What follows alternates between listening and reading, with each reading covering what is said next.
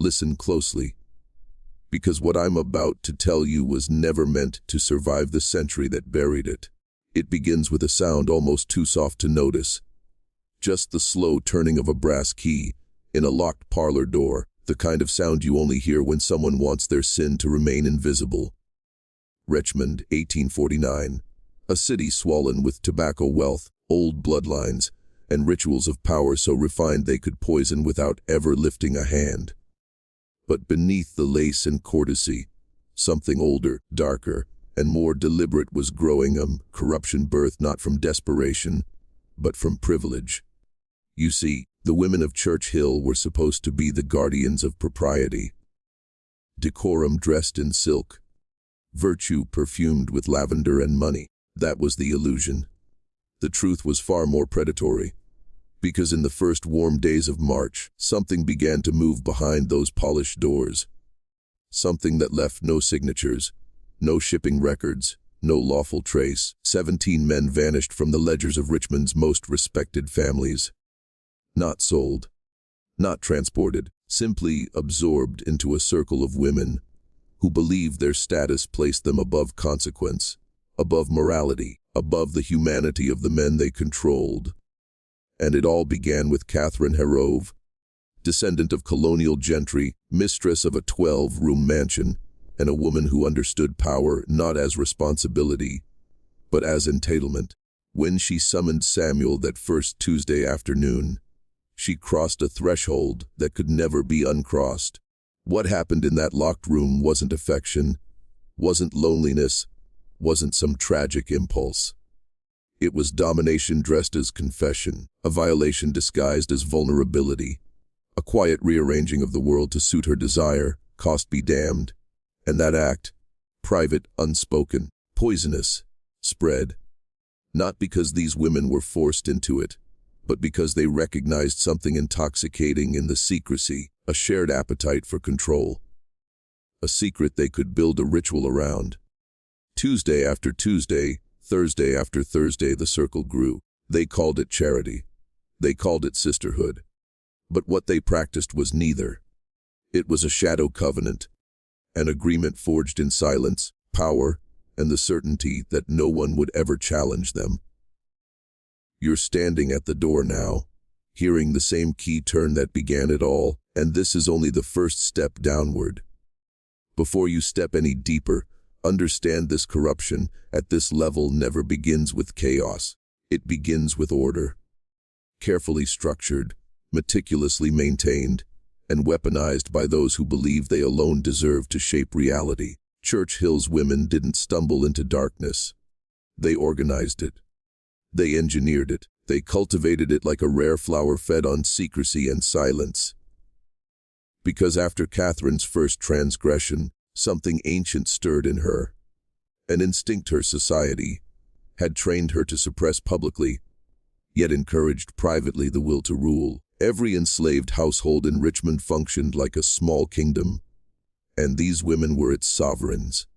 They disciplined, commanded, arranged, decided. And when Catherine crossed that line with Samuel, she didn't just break a rule. She realized she could extend her dominion into spaces no one else monitored. This revelation traveled faster than rumor, but not through mouths, through glances, through subtle changes in routine, through the magnetic pull of forbidden behavior recognized by someone equally starved for a sense of unchallenged power. Ilanina Randolph was the first to sense it. She watched Catherine with a calculating eye, not horrified, but intrigued. Women of her class were raised to read rooms, decode expressions, detect shifts in social currents, and what she saw in Catherine was unmistakable, a secret dense with gravity, pulling her toward it. Within days, her curiosity became strategy. Within weeks, strategy became imitation, and then imitation evolved into collaboration. By April, 8 women, each born into names that carried centuries of privilege, had aligned themselves around something they refused to name plainly. They cloaked it in euphemisms, in charitable language, in the rituals of polite society. They met under the guise of philanthropy, music, flower arrangements, church duties. But behind every locked door was the same unsettling truth. These women were rewriting the boundaries of power inside their world. Quietly, boldly, without remorse. Their households shifted first. Servants were dismissed at unusual hours. Certain men were summoned repeatedly for tasks that required no labor. Windows stayed shuttered when sunlight was abundant. Doors that had always remained open, because propriety demanded visibility, were bolted shut, not once, not twice, but every Tuesday and Thursday, and in Richmond's enslaved quarters, the signs were impossible to ignore. The chosen men returned silent, hollowed tense. Their wives saw the fractures forming behind their eyes. Their communities whispered of patterns, dangerous patterns. But resisting meant risking entire families. The women knew this. They relied on it. And the deeper their circle grew, the more they mistook their secrecy for invincibility. But power built on fear always leaks, and something was beginning to seep through the cracks. If you truly want to understand what happened next, you must forget the comforting myth that evil announces itself with violence or spectacle. Real darkness moves quietly. It slips into routines, reshapes expectations, and turns what was once unthinkable into something that feels inevitable. That's how the sisterhood operated, by normalizing the abnormal, one calculated step at a time. By late spring of 1849, the 8 women had perfected the illusion of innocence. Their gatherings opened with polite chatter, charity letters, discussions of church events, pages of documentation crafted specifically to mislead any husband who glanced over their schedules. But beneath the lace gloves and scripture talk, they were mapping something much colder: logistics. Timetables, rotations, risk assessments. These were not impulsive thrill seekers. They were planners. You need to hear this clearly. Their system was military in its precision. Each woman kept 2 ledgers, one for public consumption and one hidden, tracking the real flow of movement within their households. Each man was rotated between homes to avoid suspicion. Tasks were invented, reasons fabricated. A window latch needed adjustment. Patio needed sweeping. A desk needed repositioning. And always, at a time when husbands were away on business, legislative duties, or court circuits. Their code phrases developed naturally. More linen meant a gathering was confirmed. Roses require attention meant danger, meeting canceled. Their trusted female house servants became observers, stationed at windows and porches, trained to intercept any unplanned visitor. Those women, already burdened with the weight of bondage, were forced into silent complicity to protect their children from retaliation. This was not simply moral decay. This was strategy. And now the circle had a name: the Sisterhood of Charity. A name chosen with venomous irony. A name that mocked the very Christian virtue it pretended to uphold. A name that allowed them to hide in plain sight. But you must understand something else. While these women saw their system as liberation from boredom, obligation, and the suffocating expectations of Southern womanhood, their liberation was built entirely on the destruction of others. The men they summoned carried the weight of impossible contradictions. Their dignity was weaponized against them. Their silence demanded, their fear exploited, and their pain ignored completely. Their bodies became currency in a ritual they never agreed to join. And though Richmond's elite women congratulated themselves on their brilliance, something was shifting beneath their feet. In the kitchens, in the laundry rooms, in the shadowed corners where truth had no choice but to whisper, the enslaved women were watching, and they were beginning to connect the dots. Before the summer heat even settled over Richmond, the first tremor of resistance began. Not from the courts, not from the husbands, not from the city's white elite, but from the women who saw everything the sisterhood tried to hide. The enslaved women of Church Hill had always been the real intelligence network of Richmond. While their owners imagined them as background, they witnessed every crack in the facade, every shift in routine, every tremor in a man's voice when he returned from a locked parlor room, trying not to break. And those tremors were growing because the men chosen by the sisterhood did not return as themselves. Their shoulders stiffened. Their eyes drifted, unfocused, as if they were staring into a place they couldn't escape. They held their wives with a hesitation that felt like guilt, but wasn't guilt. Only trauma trying to find a place to hide. It was Dinah who first gave name to the change. She had known her husband Isaac's expression since she was 14. She'd read the lines of wariness in his face during harvest seasons, seen fear surface in him only twice. Once when their child was ill, and once when slave traders passed through the city with too much interest in the men of Church Hill. But now she saw something different, a haunted vacancy, a kind of emotional eviction. He avoided her eyes. He flinched when her hand brushed his arm. At night, his breath came in shallow bursts, like someone forcing himself not to speak. And every morning, he walked to the Randolph household with the posture of a man being led to invisible punishment. Other women noticed similar wounds. Lydia saw her brother walk steadily into the Wickham mansion one afternoon and return barely standing, clutching the doorframe as though the ground might fall from beneath him. Mary watched her husband suddenly turn silent at dinner, staring into nothing. Hannah found one of the younger men, usually full of jokes and energy, sitting alone behind the smokehouse, trembling. Patterns emerged, the same households, the same afternoons, the same women returning from their charity meetings, with glowing cheeks and a composure too carefully arranged. And so, a new kind of secret formed, on the opposite side of the power divide. A secret built not on indulgence but on survival. The enslaved women began sharing information with the precision of battlefield scouts. Who was summoned? When? For how long? Under which pretense? They couldn't stop the sisterhood. Not yet. But they could watch. They could prepare, because they understood something the sisterhood had forgotten. Power that feeds on silence eventually creates the very voices that will expose it.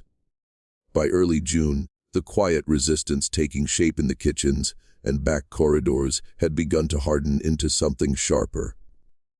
An organized awareness, a shared vigilance built from the one resource the sisterhood underestimated: collective memory. Enslaved women remembered everything. They had to: names, dates, tones of voice, the moods of their mistresses, the wandering habits of their masters, the small details that determined whether a day ended in safety or punishment. And now they used that memory like a blade, but the sisterhood sensed none of it. They were too absorbed in the illusion of control. Inside their parlors, they congratulated one another on their discretion. They refined their codes. They adjusted their schedules. They boasted, quietly, about the ease with which they manipulated their husbands' assumptions. The thrill of secrecy had become its own narcotic. Subtle, intoxicating, and blinding. Yet the truth was this: their ritual depended on an ecosystem they could not fully command. It depended on silent hallways, on servants who pretended not to notice, on men too terrified to speak, on women too powerless to intervene. But power built on that many fragile conditions is not power at all, only borrowed time, and that borrowed time began to splinter the day Rachel confronted her mistress. Rachel was 53, a woman forged in the brutal calculus of generational bondage. She had raised Margaret Wickham from infancy, held the girl through fever, taught her how to lace her first corset, calmed her tears after childish disappointments. There was a strange authority in that kind of history, an emotional leverage white families depended on, but never acknowledged. So, when Rachel walked into the breakfast room that June morning, she did so with the certainty that if anyone could speak a dangerous truth, it was her. Her warning was not loud. It did not echo through the house. It did not even last a minute. But it struck deep. She told Margaret that the sisterhood's arrangements would not stay buried. That sin had a way of fermenting, swelling, cracking the container built to hold it. That the enslaved men were breaking. That the enslaved women were watching. That there would be consequences. Not from the men in power, but from the invisible network beneath the surface. Margaret's reaction was instant and vicious. Not because Rachel was wrong, but because she was right.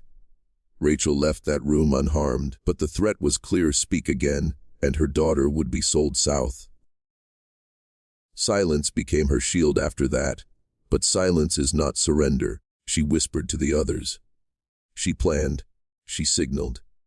Because the enslaved women understood something essential: the sisterhood's empire was built on secrets, and secrets can be turned into weapons. By midsummer, the sisterhood's polished surface began to ripple. Not from scandal, not from exposure, but from something far more dangerous: doubt spreading within their own ranks. It began subtly, like the first cracks in a frozen pond. Quiet, almost invisible, but widening beneath every confident step. The first to falter was Eleanor Price. Eleanor had never been the most enthusiastic member of the sisterhood. She joined because belonging was easier than resisting, because conformity was the currency of Richmond's elite women, and because Margaret Wickham had a talent for dressing immorality in silk and scripture. But Eleanor had a softness to her, an inconvenient conscience she had spent years suppressing. It resurfaced the evening she caught sight of Thomas. Thomas was one of the men regularly summoned under the sisterhood's coded pretexts. Young, newly married, gentle by temperament, qualities that made him an ideal target. Eleanor saw him as he left Margaret's back parlor, shoulders trembling, breath unsteady, eyes glazed with confusion and humiliation. He nearly collided with her in the hallway, and in that instant, she saw everything the sisterhood tried to ignore: the fear, the coerced compliance, the disintegrating sense of self. It undid her, because she recognized that expression. Her husband had worn it once. After returning from a duel he never wanted to fight, pressured by the same social machinery that now crushed the enslaved men. Trauma had its own signature, something that lingered in a person's posture. Long after the moment passed, and when Eleanor realized she was participating in a system that produced that expression, something fractured. She tried to raise the issue gently during a meeting, wrapped in polite euphemisms. Perhaps the men should be given more agency. Perhaps we underestimate the strain. Perhaps our methods require reconsideration. But the other women responded with thin smiles, dismissive assurances, and the sort of icy politeness that communicates warning more clearly than shouting. They did not want conscience. They wanted silence and complicity. Eleanor left that gathering with shaking hands and a tightening in her chest. It was the first time she understood that the sisterhood was not merely an indulgence. It was a machine, one that required participation from every member. To resist was to threaten the machinery itself. Word of her hesitation traveled quickly, carried not by servants but by the very women who claimed loyalty to her.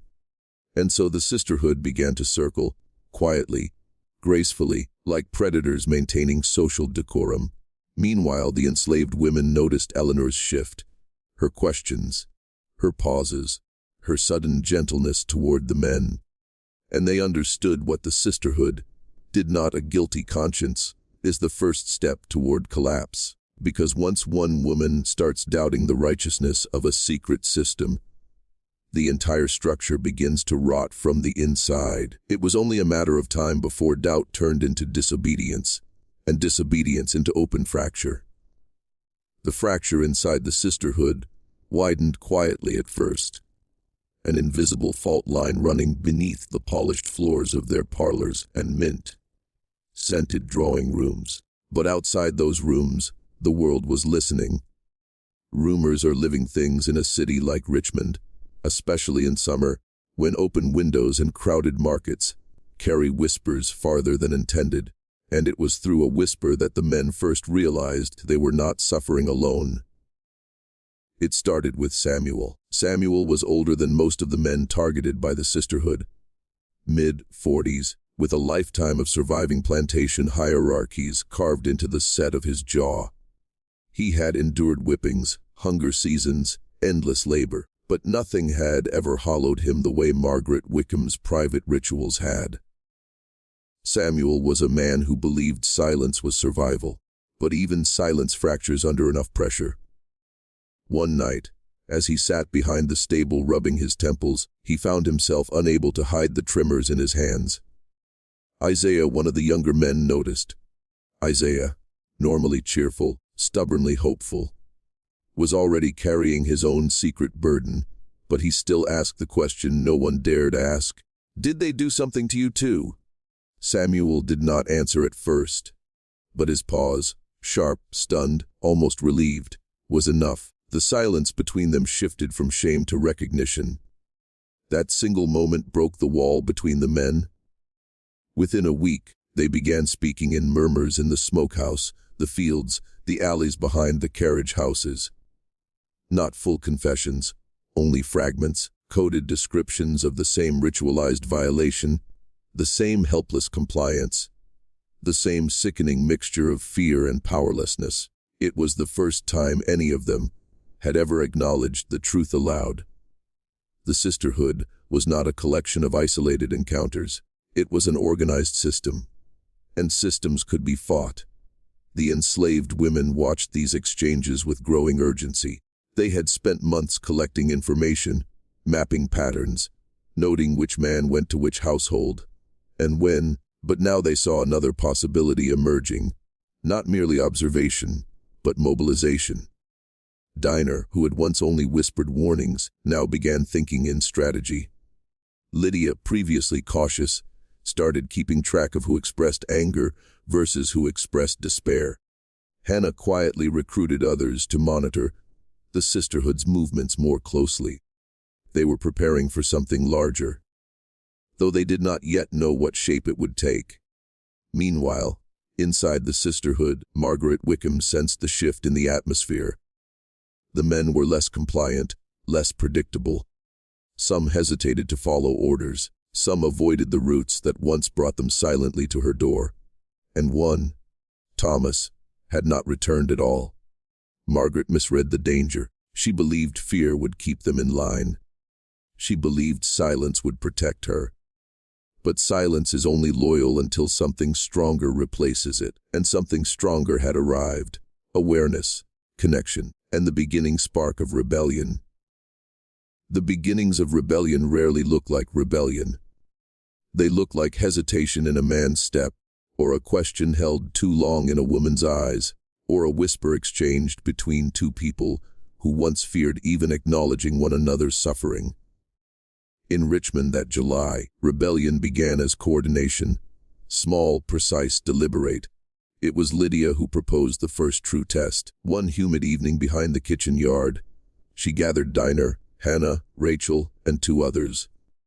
They stood in a tight circle, the smell of wood smoke drifting around them, voices low enough to be drowned by the chirping cicadas. "We can't act if we don't know the full truth," Lydia said. "Not rumors, not guesses. We need every name, every house, every man." It was dangerous, dangerous enough that the older women exchanged glances heavy with unspoken risk. But Rachel, carrying the threat against her daughter like a stone in her chest, nodded first. So they created a network. Not written, not spoken too loudly, not entrusted to anyone who might buckle. A web woven through routines, a pot of laundry, hung at the wrong angle to signal a summons, a candle in a back window meaning a man had not returned, a kettle left cooling on a hearth to show the mistress was meeting with the others. Every woman understood her role. Every woman knew her household's pattern. Every woman knew which man was most vulnerable. Within 2 weeks, they possessed a full map. 3 men across 8 estates, each tethered to a schedule the sisterhood believed was invisible. But maps alone do not change the world. Actions do. The first action came from the men, though they didn't yet realize it. Samuel refused. It happened on a Wednesday. Margaret Wickham sent for him with her usual signal. a white ribbon tied on the back porch railing. He saw it. He froze. His body remembered too clearly what awaited him, the locked door, the forced submission, the silence expected afterward, and something inside him finally snapped. He turned and walked the other way. Straight, measured, unhurried. A refusal not born from sudden courage, but from exhaustion turned resolute. When he did not arrive, Margaret panicked. Not outwardly, but internally, where fear becomes calculation. She blamed the summer heat, the man's age, even the possibility of illness. Anything except the truth, that he had chosen not to obey. She sent a boy to fetch him. The boy returned alone. Word spread quickly. The women heard. The sisterhood felt the shift, but did not yet understand its magnitude. Dinah watched Samuel that evening as he sat near the well, breathing as if for the first time in months. His refusal had not brought punishment, yet, but it had created something the system could not function without destroying precedent. One man saying no meant others could imagine saying no, and once imagination opens a door, reality has no choice but to follow. Samuel's refusal was the spark, but sparks alone do not start fires. Fires need oxygen, and in Richmond that summer, oxygen came in the form of fear spreading through the sisterhood. Not fear of the men, not yet, but fear of losing control. Control was the currency that held their world together: social control, marital control, racial control. When one piece slipped, the entire structure felt suddenly unstable. Margaret Wickham, rattled by Samuel's absence, called an emergency meeting. They gathered in her dining room at dusk. 8 women in silk and lace, faces flushed from heat and anxiety. The shutters were drawn, the decanters were full. Margaret paced, the perfect picture of genteel panic. "Samuel didn't come," she said. "That means something is changing." Most of the women dismissed it. Eleanor did not, because, while the others whispered about disciplining servants, reasserting authority, tightening schedules, she watched their faces and saw something they refused to name. They were afraid of being exposed. What none of them knew was that this same fear was rippling across the enslaved quarters in a different direction. Samuel's refusal emboldened the men, but it also terrified them. They knew punishment could fall swiftly, unpredictably, brutally. Defiance was a luxury, and luxury was something they had never been allowed. So the men's new resolve needed structure, and that structure came from the women.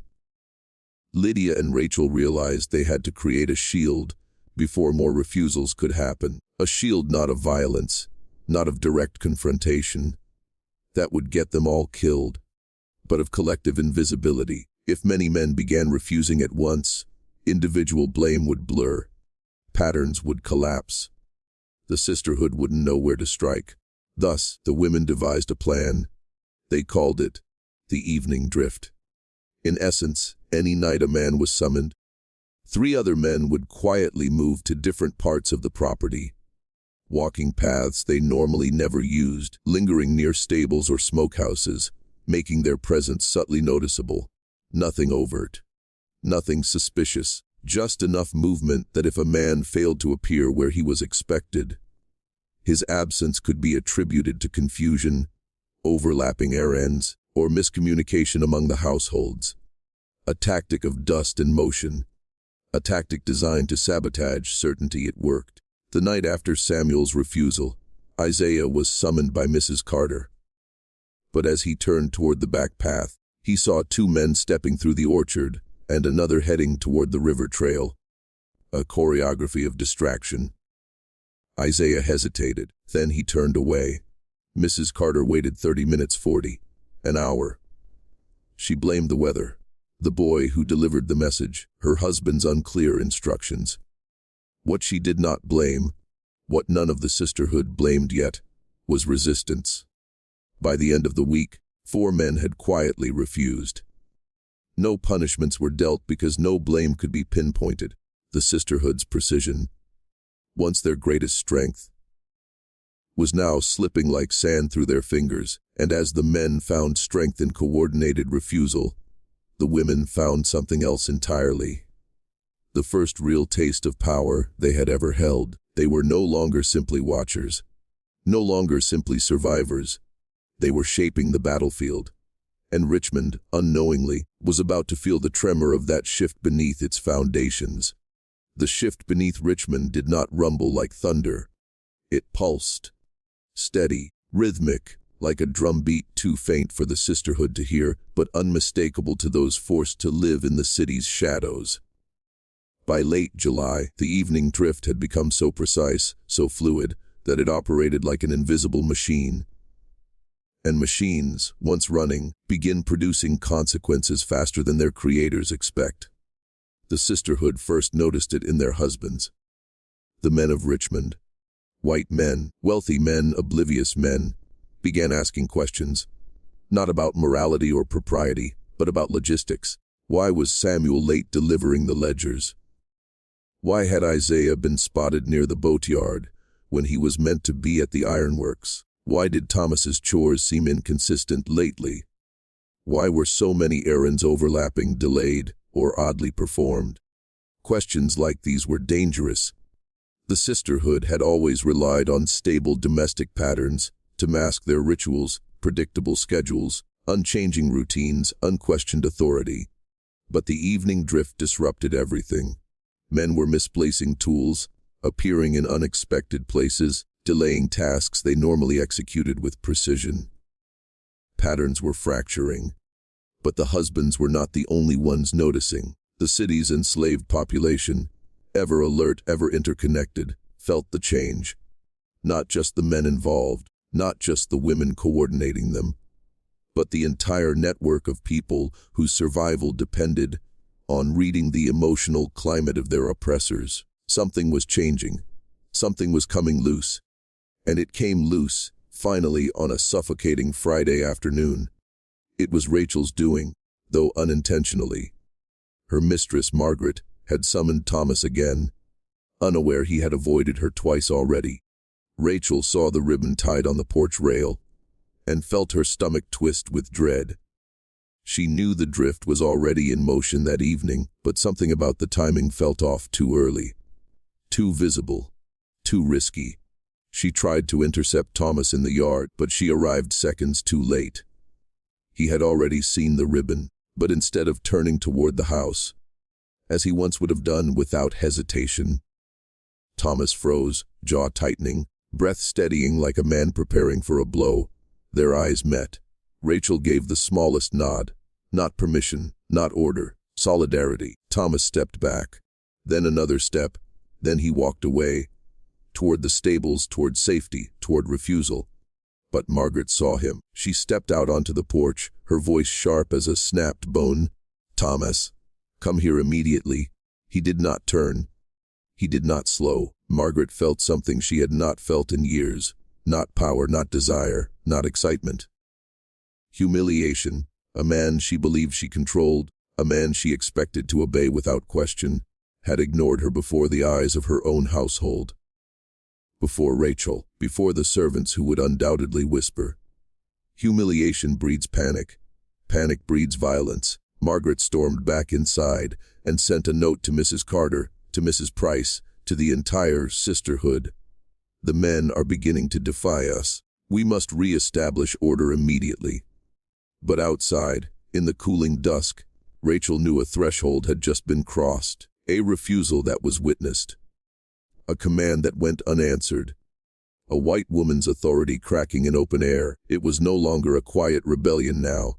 It was an act seen, an act impossible to bury, an act that would force the sisterhood to choose between tightening control or watching their secret empire collapse, and either choice would ignite the next phase. One no one in Richmond was prepared for. Margaret's message spread through the sisterhood with the speed of a struck match.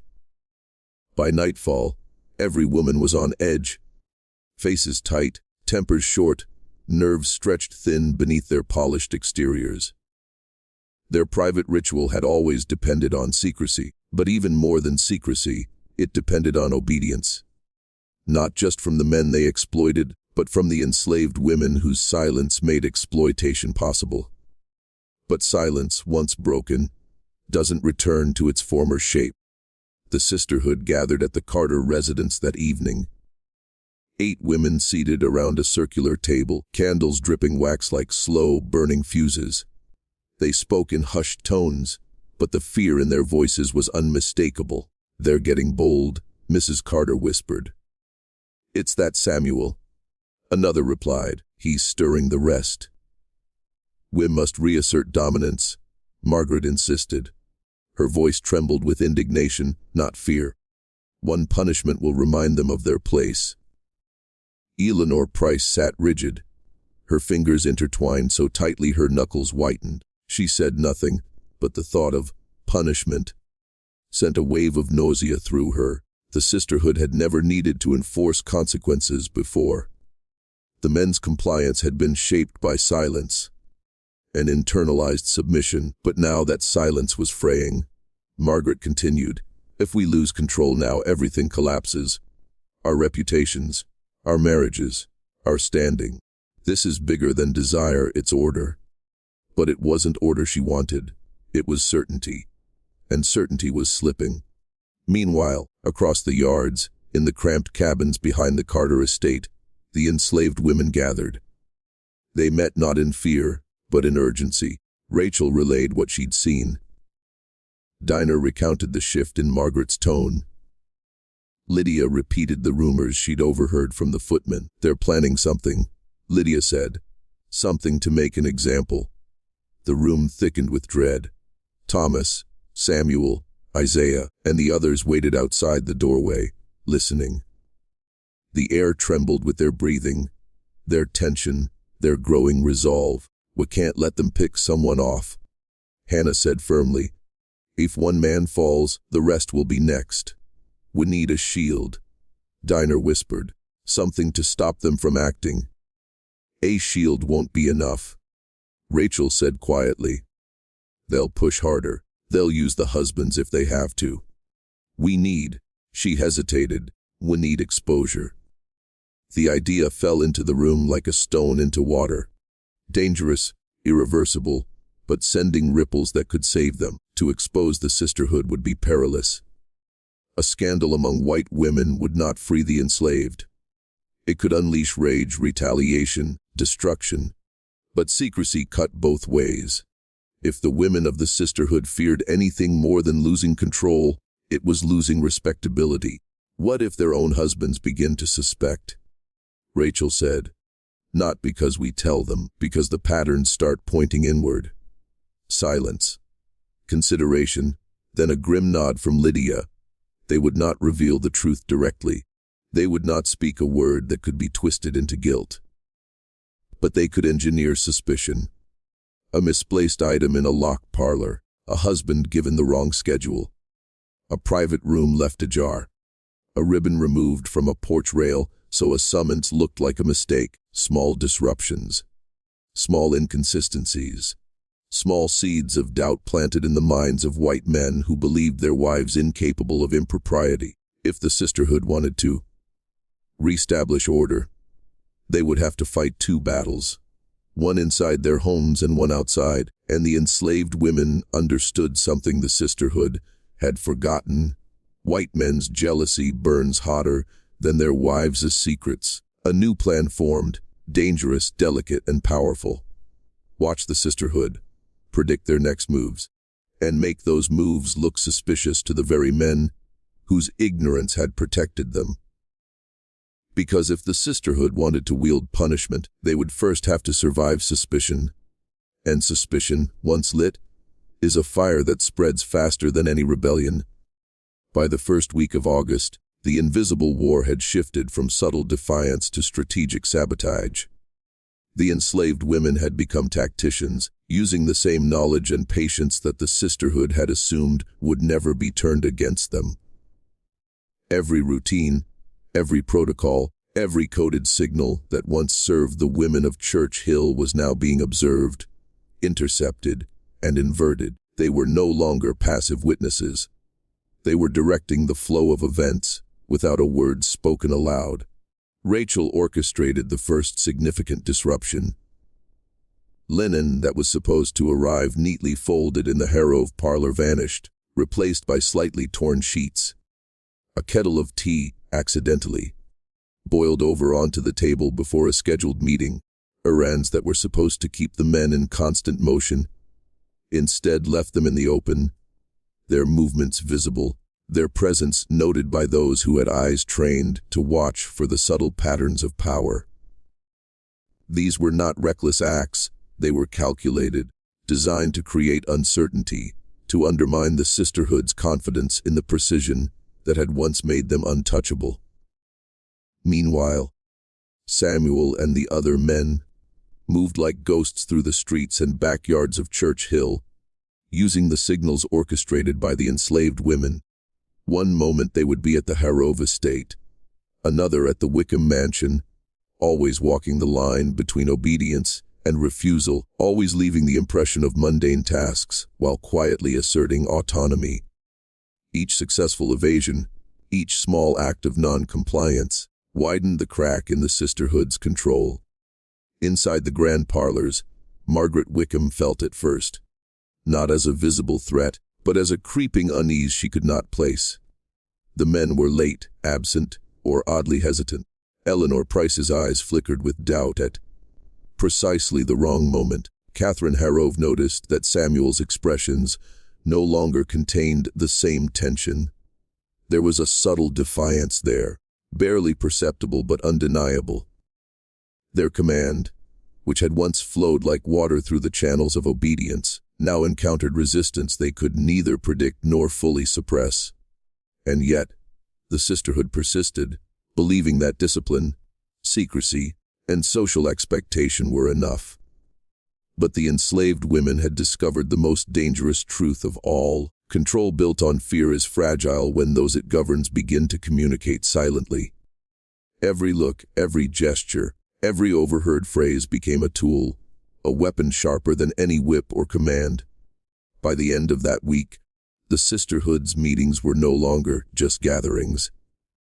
They were observed experiments in resistance. Every arrangement they attempted to enforce was subtly subverted. Every order was quietly undone.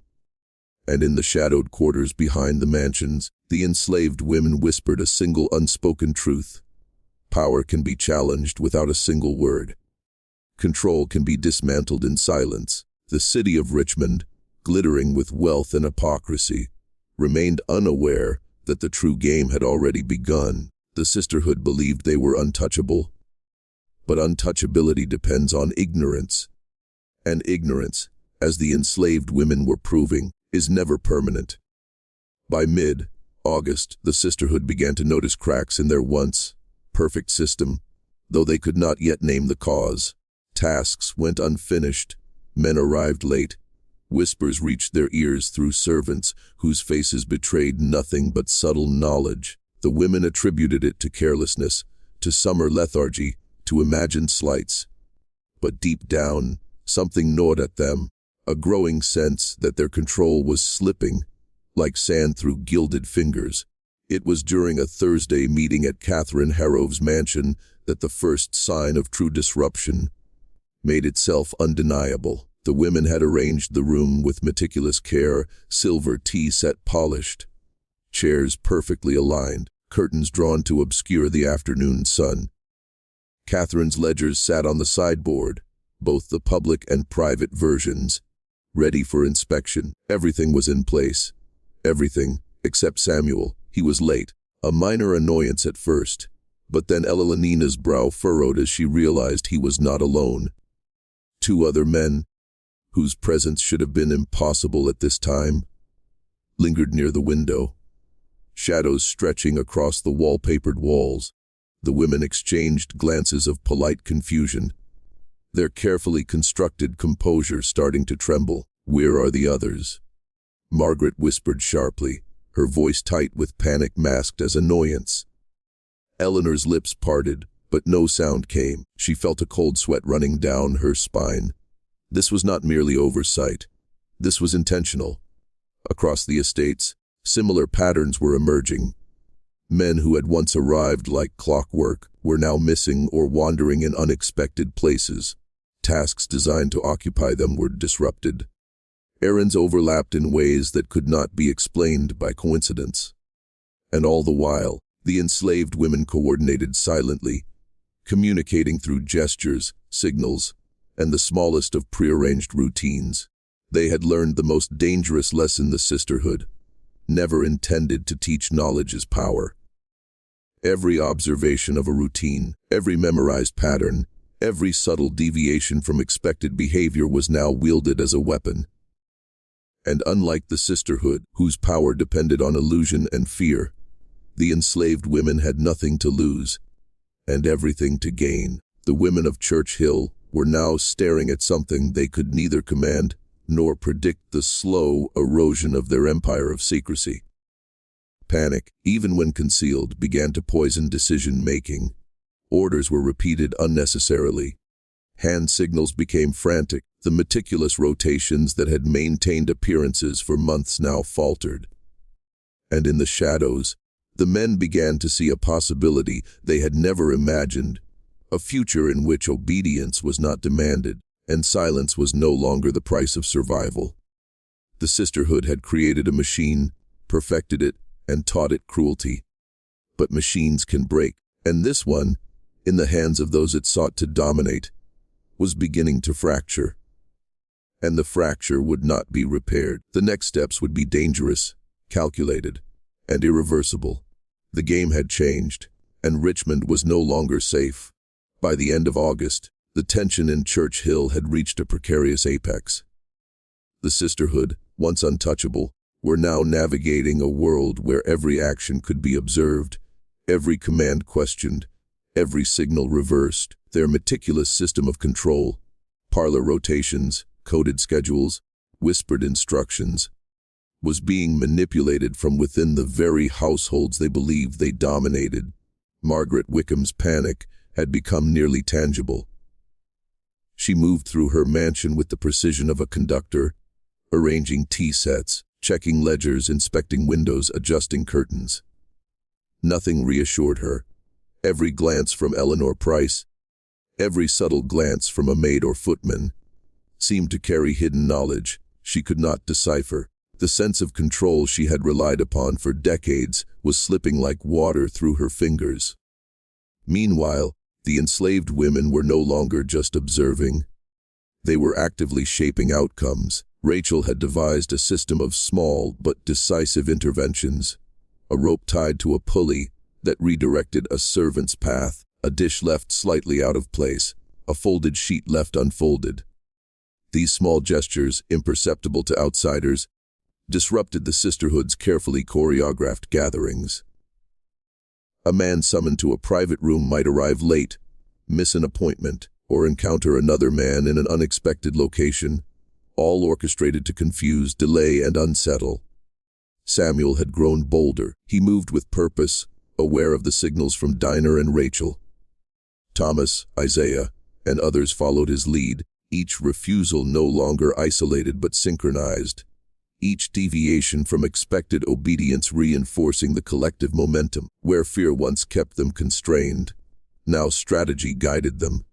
The sisterhood tried to reassert authority through intimidation. Margaret instructed her maid to threaten minor punishments. Catherine Harrove attempted subtle manipulation of a man's assignments, yet even these measures backfired. The men now anticipated disruptions, avoided traps, and in some cases, subtly missiled the women themselves. Every act of control met an equal measure of resistance, carefully calculated to maintain safety while chipping away at power. Eleanor Price, long hesitant, began to see the broader pattern. She realized that the network formed by the enslaved women and men was no accident. It was deliberate, organized, and growing. For the first time, she felt genuine fear, not of punishment, but of the consequences of their secrecy being undone. The dynamic had shifted entirely. The sisterhood, masters of concealment and coercion, were now reactive, forced to respond to events they could no longer dictate. And the enslaved population, once bound by imposed silence, had discovered a new currency: awareness paired with action. The city itself remained oblivious. To the untrained eye, Church Hill's mansions gleamed in the late summer sun, gardens manicured, parlor windows drawn, candles burning in order. But behind the walls, an invisible revolution was taking shape, quiet, precise, and unstoppable. The consequences of this transformation were just beginning to ripple outward. And soon, nothing would remain as it had been. As September dawned over Richmond, a subtle but relentless tension gripped Church Hill. The sisterhood, long accustomed to total control, now operated under a shadow of uncertainty. Every footstep in the hall, every glance from a servant, every absent or delayed man became a possible threat to their carefully constructed order. What they had once dismissed as coincidence or inattentiveness was now patterned resistance, and the realization, when it came, would terrify them. Margaret Wickham was the first to sense the scale of the threat. She noticed small anomalies: a ribbon missing from a porch railing, a servant delaying a message, a man walking along a different path than scheduled. Each detail, trivial in isolation, accumulated into a psychological assault. Her mind, trained to command and manipulate, could not adjust to the invisible hand reshaping her world. Panic began to seep into her decisions, and panic is the enemy of discretion. The men, emboldened by the coordination facilitated by the enslaved women, now acted with a calculated rhythm. Samuel, who had been the first to refuse openly, became the unofficial signaler for others.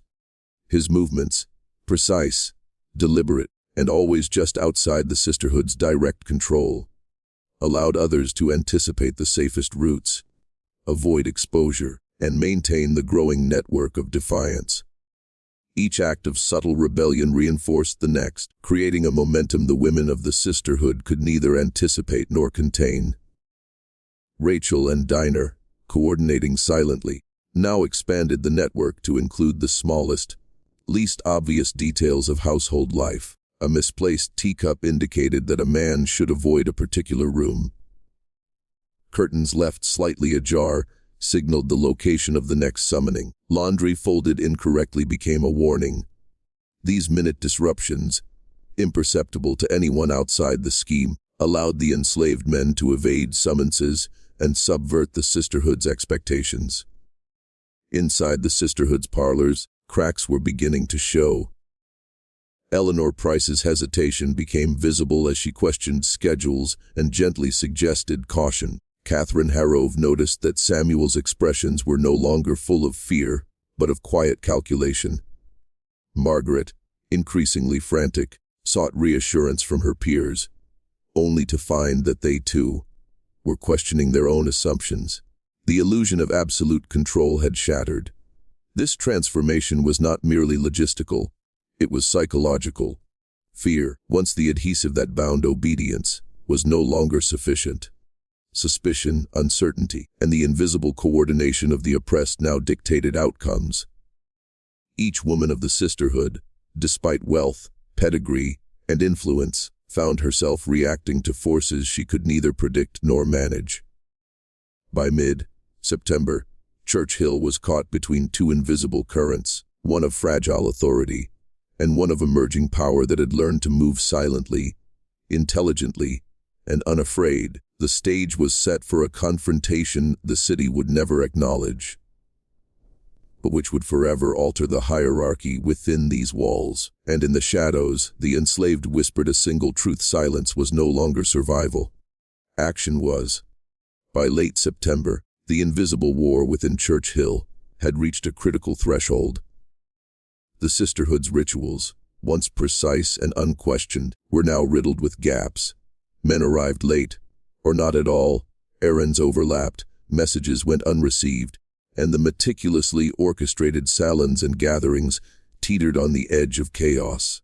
The women of the sisterhood had always believed that secrecy and fear were sufficient weapons. Now, those weapons had been turned against them. Margaret Wickham's panic had become obsessive. She walked the halls of her mansion multiple times a day, inspecting every detail, counting every servant, verifying every ledger. Yet, no matter how exacting her observations, the disturbances persisted. A folded sheet left in the wrong place, A teacup moved slightly. A man seen in an unexpected part of the garden. All of it signaled that her authority was being systematically undermined. Inside the enslaved quarters, a new intelligence network had formed. Rachel, Diner, Lydia, and Hannah had transformed their homes into nerve centers of coordination. They shared knowledge of each household's routines, predicted the sisterhood's movements, and communicated subtle signals that allowed the men to evade, delay, or misdirect without arousing suspicion. Every gesture, every arrangement, every minor disruption became a weapon in the battle of control. The men, once passive instruments of the sisterhood's desire, had become strategic participants. Samuel's calm decisiveness became a model for others. Isaiah, Thomas, and the younger men followed, synchronizing their movements, practicing discretion, and exploiting the cracks opened by the women's guidance. Where obedience had once been demanded, autonomy was now being reclaimed through subtle, intelligent resistance. The sisterhood attempted countermeasures. Meetings were held in secret, new schedules enforced, servants threatened with punishment for negligence. But fear alone no longer sufficed. The women's efforts were precise yet misaligned, creating only more opportunities for subversion. Every attempt to restore control was anticipated, circumvented, and often used to deepen the illusion of compliance. The psychological stakes were escalating. The sisterhood was no longer commanding, they were reacting. Every decision became a gamble. Every glance from a servant or man in their households carried potential consequences. Margaret and Catherine began to suspect, but could not see, the full extent of the resistance network. They felt its pressure like a tightening noose, but the structure remained invisible. Meanwhile, the enslaved women whispered a symbolic phrase to one another. The shadows watch, and the shadows act. Repeat it twice, they told each other silently, and the phrase became a mental anchor. An identity seal, a commitment to the network, and a warning to anyone who might falter. The stage was now set for a decisive escalation. The balance of power was shifting. The sisterhood, for all their wealth and influence, had underestimated the intelligence, coordination, and resolve of those they believed powerless. Richmond itself remained oblivious, unaware that within its gleaming mansions, a quiet revolution was quietly rewriting the rules of obedience, secrecy, and power. And those who once feared punishment now feared nothing but inaction. October arrived in Richmond like a slow, suffocating heat wave, wrapping Church Hill in a haze that mirrored the growing tension inside its mansions.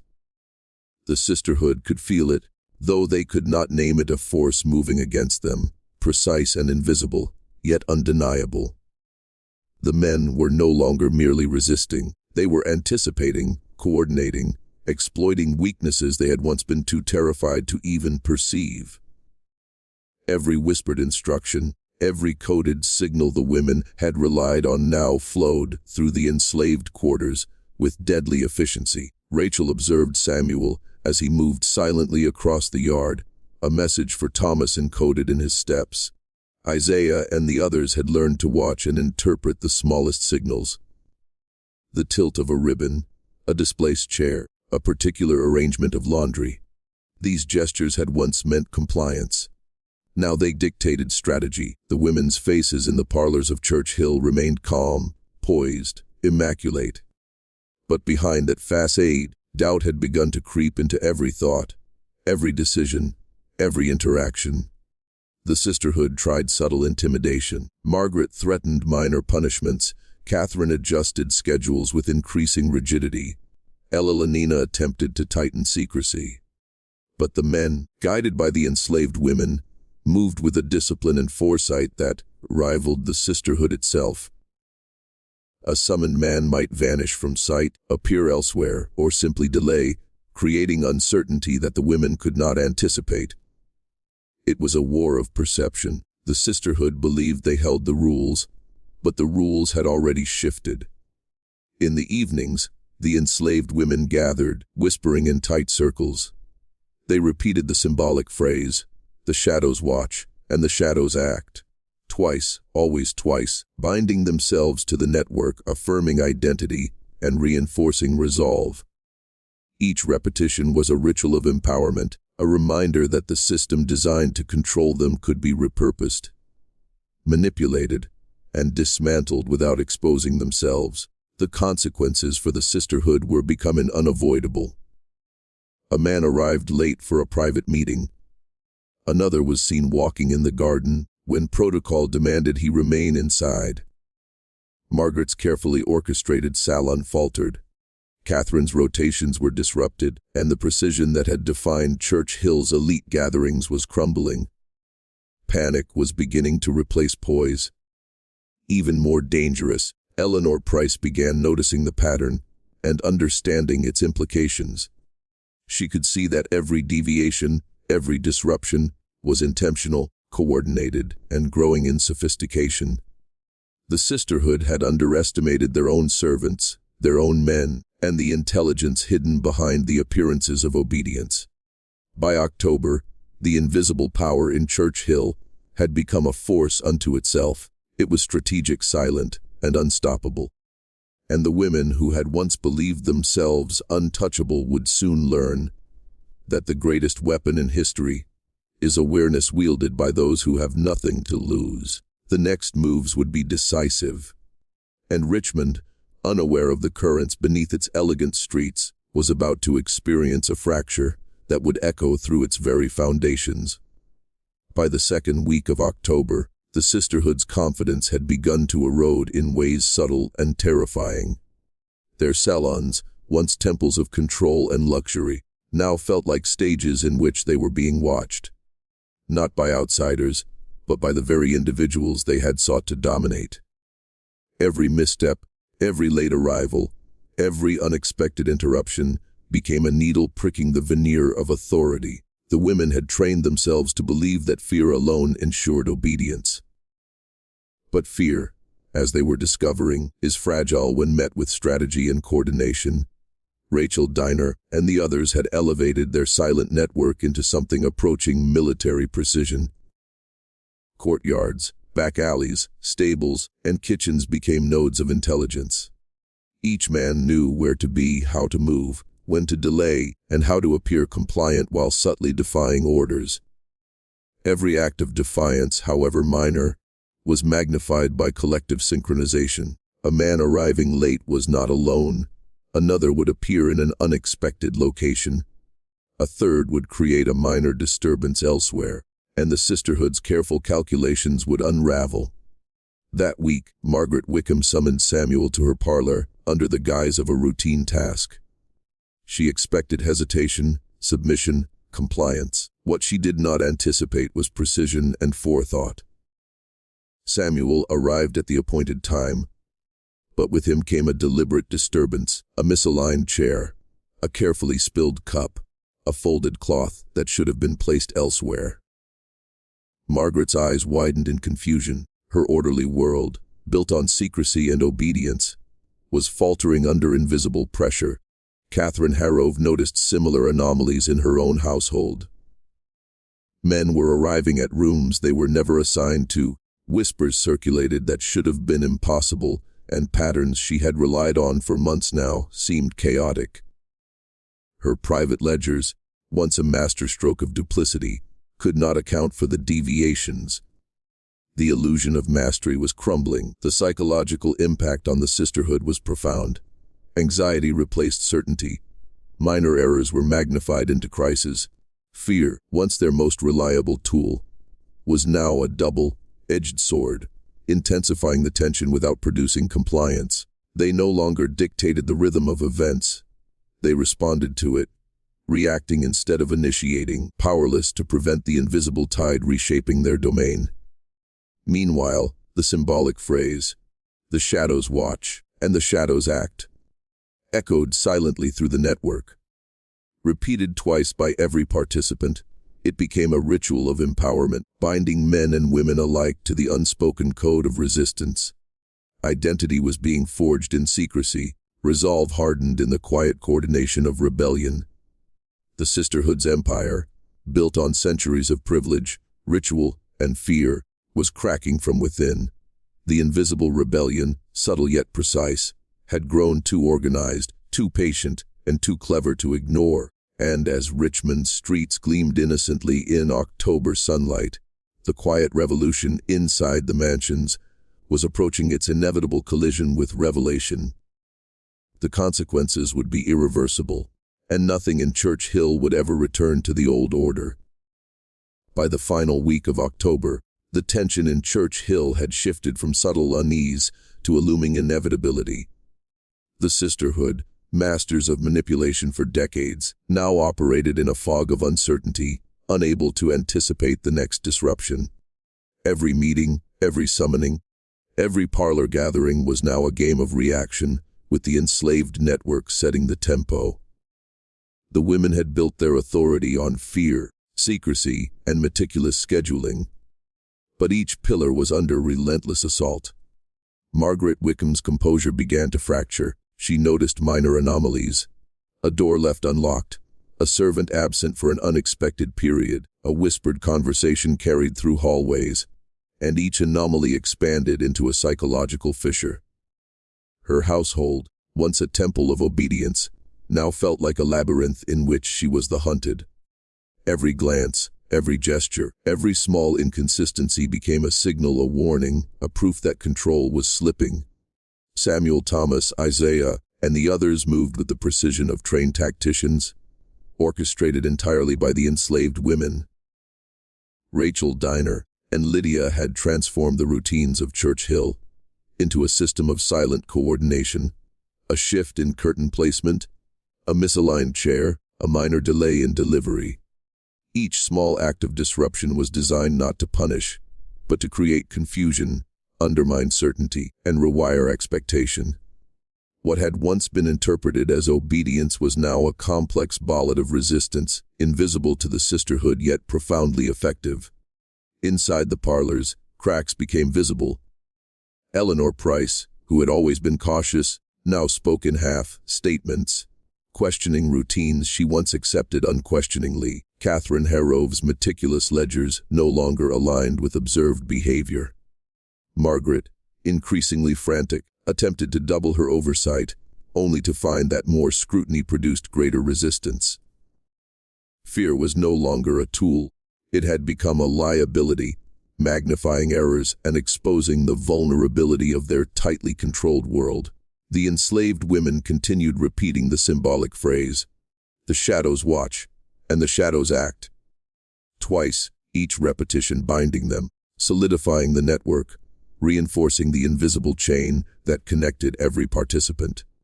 It was a ritual of empowerment, an unspoken declaration that control could be taken, not through force, but through intelligence, patience, and coordination. By now, the sisterhood understood that the equilibrium had shifted irreversibly. The invisible rebellion had achieved critical mass. No longer subtle, it was precise, deliberate, and expanding. The women who had once believed themselves untouchable were now reacting to forces they could neither predict nor suppress. And Richmond, unaware of the quiet war unfolding behind polished doors, remained blind to the fact that the foundations of Church Hill's elite had already begun to crumble. The collision between privilege and resistance was inevitable. And when it came, nothing would survive unchanged. November descended on Richmond like a slow, oppressive weight, pressing against the mansions of Church Hill and the fragile sense of control the sisterhood clung to. By now, the invisible rebellion had reached a decisive intensity. The men moved with deliberate precision, the enslaved women coordinated each shift and gesture, and the carefully constructed systems of secrecy, obedience, and intimidation that had once ruled the parlor rooms were unraveling. The sisterhood no longer commanded. They reacted, panicked, and miscalculated, trapped in a game whose rules had been rewritten without their knowledge. Margaret Wickham paced the polished floors of her mansion, counting servants, checking ledgers, and replaying each disruption in her mind. Chairs misaligned, curtains left half-drawn, errand schedules overlapping, messages delayed. Each anomaly chipped away at the foundation of her authority. The meticulous control she had relied upon for years was now an illusion, and she could feel it slipping through her fingers. Catherine Harrove and Elenina Randolph faced similar turmoil. Even Eleanor Price, cautious and calculating, now recognized patterns she could not control. The empire they had built on fear and propriety was crumbling before their eyes. Samuel, Isaiah, Thomas, and the other men navigated the chaos with quiet, deliberate intelligence. Every step, every action, every seemingly minor deviation from expected behavior was part of a larger strategy designed by the enslaved women who had learned the art of silent coordination. Rachel, Diner, Lydia, and Hannah orchestrated the network with precision, a mislaid cloth, a delayed delivery, a subtle shift in routine, small acts of defiance that compounded into systemic disruption. Where fear had once ensured compliance, strategy now dictated the rhythm of obedience.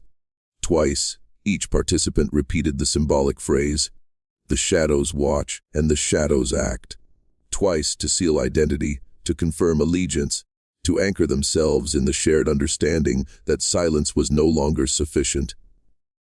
Action was the currency of power now, intelligence the weapon, coordination the armor.